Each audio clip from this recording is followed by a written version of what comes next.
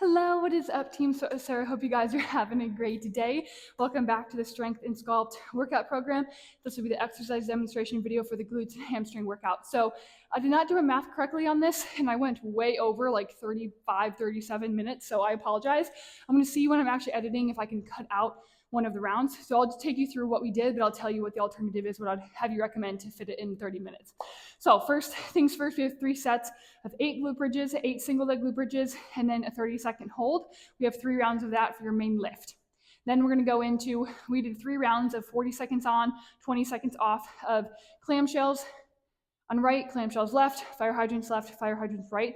But I'm going to have us do 2 rounds of that if you were to do this and wanted to get it in 30 minutes. And same thing for the 3 rounds of 40 seconds on, 20 seconds off of the RDL, sumo squats, single leg deadlift left, single leg deadlift right. I'd have us do 2 rounds of that instead of 3. So we have a little bit more time for the finisher, which is a 5-minute AMRAP of 3 different exercises, 10 upside down glute bridges, 10 reverse lunges on each side, and then 10 sumo deadlifts. But I also recommended you could do 1 round of that week 1, 2 rounds week 2, 3 rounds week 3, 4 rounds week 4 if you would like to do that as well. So I'll take you through everything today, but just wanted to explain that if you want to get it in 30 minutes, I would do 2 rounds of each for the intervals instead of 3. All right, so here we go. For the glute bridges, whether you are going to do this body weight, with weight, or whatever, if you are able to elevate your back, it's going to help you to have a better range of motion. So if you have a chair, a couch, countertop, we'll put our back on that, about like your ribs and up. So to get in position here, when you're up at the top of your glute bridge, your knees are at a 90-degree angles. I don't want your knees way out here, or your feet. I don't want your feet in. When you're up at the top, 90-degree angle. So we got 8 reps here. So going up, holding, down, holding. Also something to keep in mind, you want your head and your hips all in one plane of motion. As you see, my gaze is forward, my hips are down. And as my hips come up, my gaze is up top. I don't want us just moving like that. All right. Then we got single leg glute bridges. So same thing here. We're going to hold one leg up and doing a single leg, just like so. If you want to add weight, you can add a light weight to your hip, if you would like, your hip crease, just like so.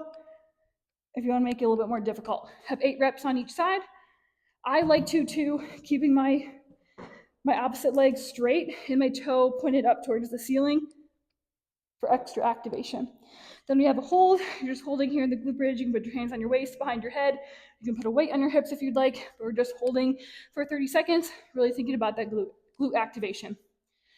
So we have 3 rounds of that total. Then we have, like I said, 2 to 3 rounds of our 40 seconds on, 20 seconds off of our clamshells. So if you do have a band, I forgot a band, so I just use a weight instead. But you could also do these body weight because it is pretty difficult. So if you do have a band, you put the booty band above your knees. For clamshells, we're gonna lay on our side, so our shoulders and our hips are stacked over top of each other. So just like so.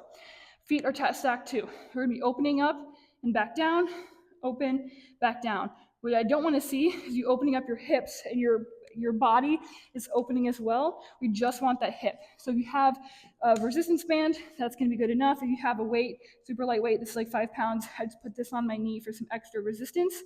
But you should only be focusing on that glute that's moving. So if I'm this way and I'm doing my opens, I can put my hand on my glute here, and that's where I should kind of feel the burn in there. I might feel a little bit in my inner thigh, but it's just my hip that's opening. I'm not opening up my whole body. All right, so 40 seconds of that. Then we got fire hydrants. So we're gonna come into a tabletop position, feet tucked under, foot flex, and I'm just gonna be opening up my leg out to the side. Again, you can do this with a band around your knees or body weight. What I don't want to see is your hip shifting as you're lifting up. I want that hip to stay over your knees and your shoulders over your wrists. What you could do as well if you wanted to, you could do straight leg to make it harder. You could alternate between side and back, side and back. Some sets you could go out to the side, some sets you could go back if you'd like. There's some sort of fire hydrant for the glute. Then we have 2 to 3 rounds of 40 seconds on, 20 seconds off of RDL, sumo squats, single leg deadlift.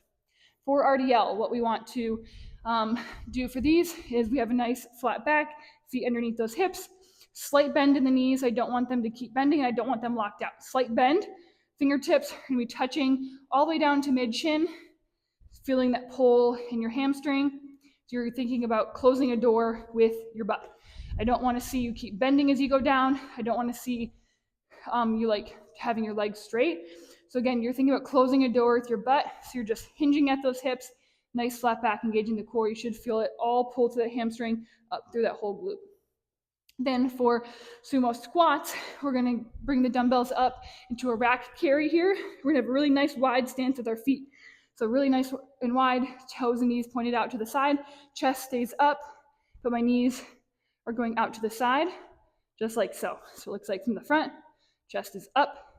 This is what a normal squat is. It's a little bit different. So your knees are going out to the side. You should be feeling this in your inner thigh and kind of like that lower to upper glute as well. Then we have single leg deadlifts, which look like this. You can have a weight in your hand or body weight. And you're just going back with one leg here, just like so. There's two different ways that you can do this. Some people, I'd say, like to have holding the weight in the leg that's stationary. I personally like to have the weight with the leg that's going back. I feel like it helps better for me with balance. So you can decide what will be better for you, but you should be feeling this all the hamstring and that glute, nice flat back, and you want your toe pointed down. I don't want to see you opening up because then you're gonna fall all over. So, and if you fall over, that's okay. But again, or you could hold the weights in both hands, going down into a T, coming back up, and we're doing 10 on each side. Then for the finisher, we have a 5-minute AMRAP. AMRAP stands for as many rounds as possible. So if you have a 5-minute timer, you can put that timer on. You're gonna try to get through as many rounds as you can. Or like I said, week 1, 1 round, week 2, 2 rounds, so on and so forth. We've got 10 upside down glute bridges, 10 reverse lunges, and then sumo squat or sumo deadlift. For the upside down glute bridge, again, if you have a bench, chair, coffee table, whatever, you're gonna come land your back, knees at 90 degrees, heels pressed into the bench. You're gonna come up, squeeze the glute to the top, slow on the way down, lightly touch, coming back up. That is a reverse glute bridge. Then for reverse lunges, you'll hold a weight in each hand or a body weight, and you're gonna just step back for your reverse lunge, lightly touch your knees, just like so, keeping that chest up. If you are a beginner, you can always do these up against the wall or something like that, just stepping back as far as you can, just like so. Then sumo deadlift, you would most likely have a little bit heavier weight. For this too, you are going to have nice wide stance with the feet, so it's going to activate more of your glute and your inner thigh. You're going to hinge at those hips a little bit, so your chest is going to be facing the ground, knees and toes out to the side. My chest is still forward, so I'm not coming all the way up to the top, still forward, but squeezing legs and glutes. Slow down, up, just like so. Alrighty, so best of luck. If you have any questions at all, please don't hesitate to ask. Make sure to just press play and do the whole follow-along workout video with me. Hopefully your legs and glutes and hamstrings are going to be screaming. So best of luck.